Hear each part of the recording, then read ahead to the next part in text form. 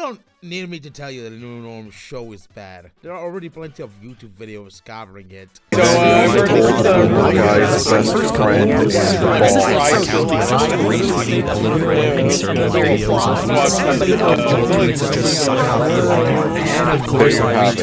there's the only mildly funny joke in this entire episode. The show is an unfunny tirade of dunks after dunks to whatever topical woke piece there is out there, with nearly no punchline whatsoever, and filled to the brim with laugh tracks so the dumb people at TwitteX can be reminded to be forced to laugh.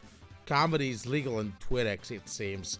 The animation is reminiscent of a very bad early 2000s style of flash animation, which is eerily similar to that of Mr. Bertram for some reason, and that doesn't serve as a compliment for the show itself. The show premiered its pilot on TwitteX this year, to universal mockery. It was memed to death, berated by both sides of the political spectrum, and it seems everyone wants to forget it happened instantly after it was launched. So this show is pretty bad, and that was what I'm trying to say.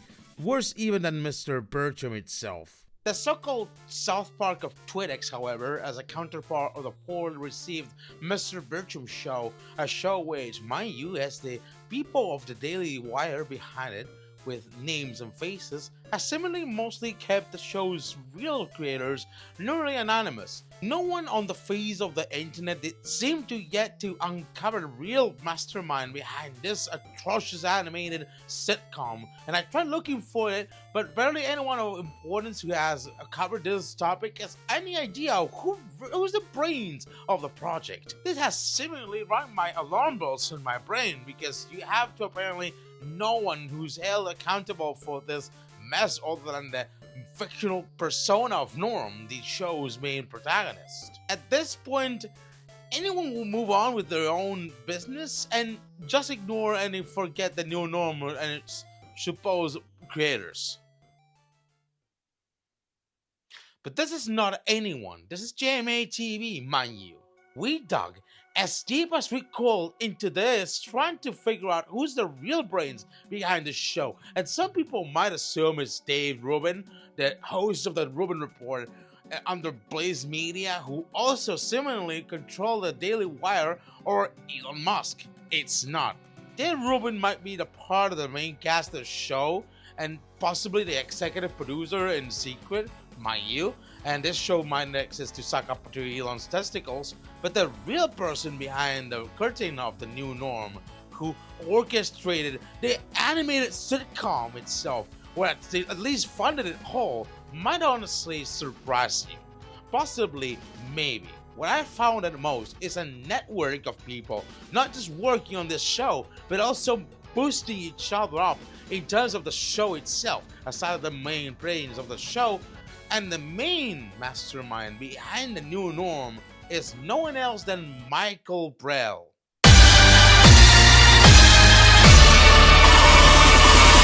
Michael PRELL is an international conservative political consultant and member of the Tea Party Patriots, the latter infamous for hosting and funding the America's Frontline Doctors in 2020, which spread a bunch of COVID-19 related misinformation that reached the mouth of Donald Trump.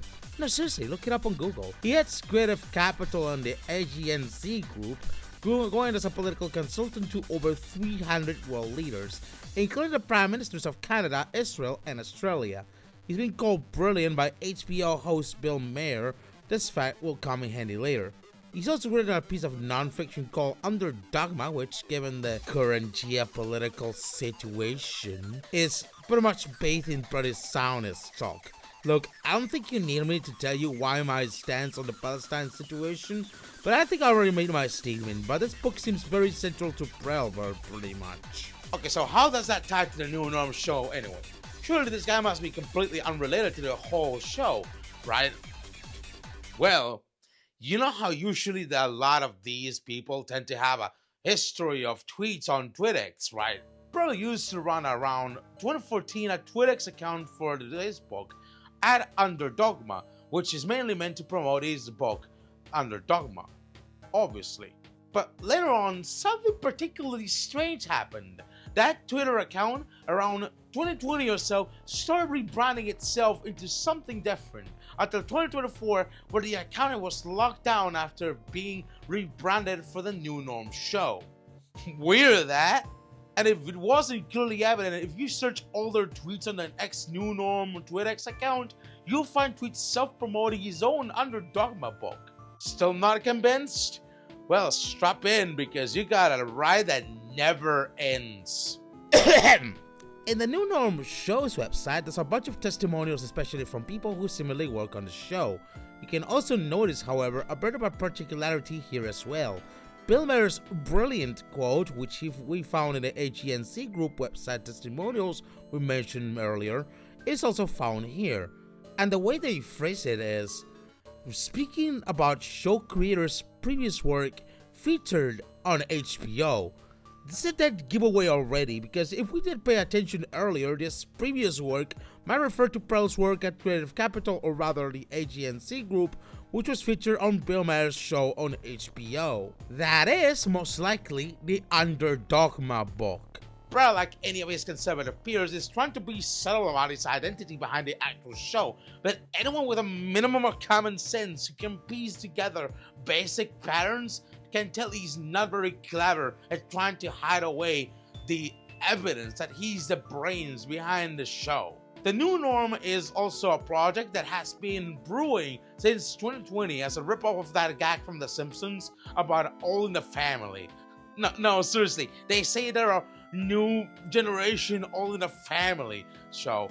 These people have their egos to the size of the sun, evidenced by this tweet under the same Under Dogma TwitteX account he previously used, which at the time was rebranded as something similar to Norm, but had another name. It was called Woke World.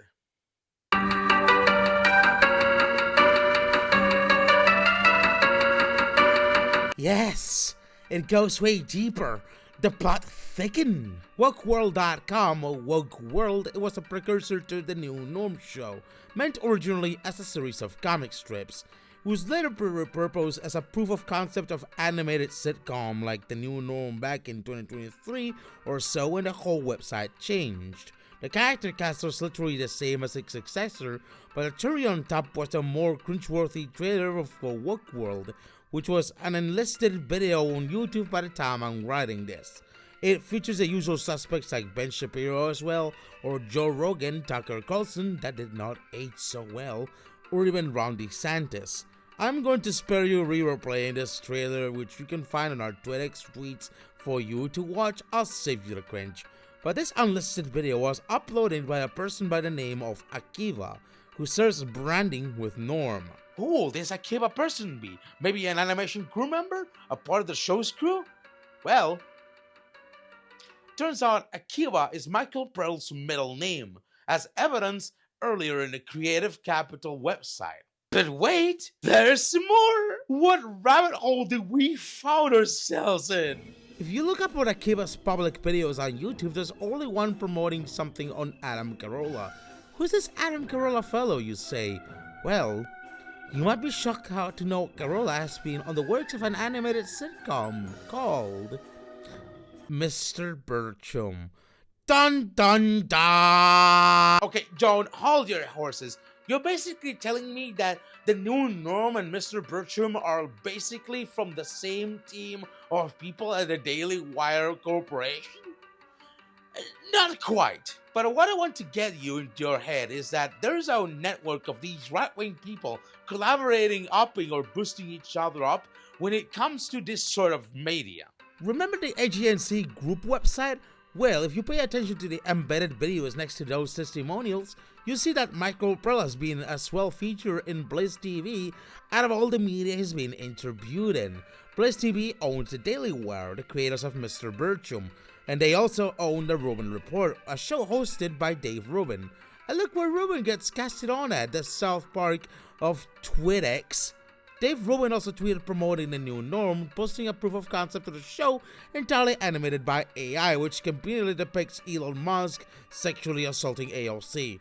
which kind of falls in line with the official pilot of the show, because the show looks like it's written by ChatGPT, and even the theme song is entirely made by Sono AI. The new norm ain't the same as the old norm. Everything's changing and I don't know when.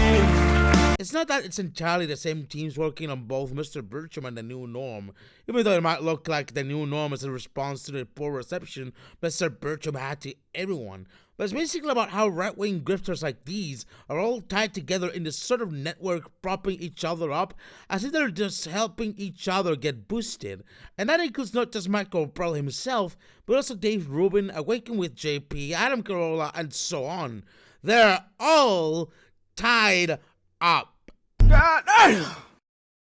Basically, now we know the sort of faces behind the new norm show, or rather the main mastermind behind it. But where am I getting with this? Obviously, it's not like it's the same crew working on both Mr. Bertram and the new norm show together, but the links and connections of people on both shows have directly or indirectly, for that matter, makes anyone make the near instant connection between both shows, as if most likely the release of the new norm pilot was a natural response to how badly received Mr. Bertram was. Not to mention that Michael PRELL is most likely the main funding of the new norm show, so to speak.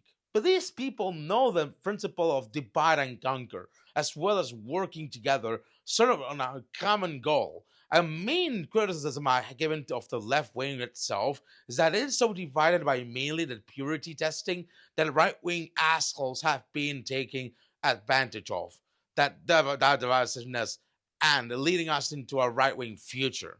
The new norm, or rather animated conservative sitcoms like these, belong to the whole process of battling off a culture war where even if you watch these shows or mock them with your memes, they still get the advantage of said culture war, because all that attention gets them funding and gets them more gullible morons who might get radicalized enough to at least vote for them.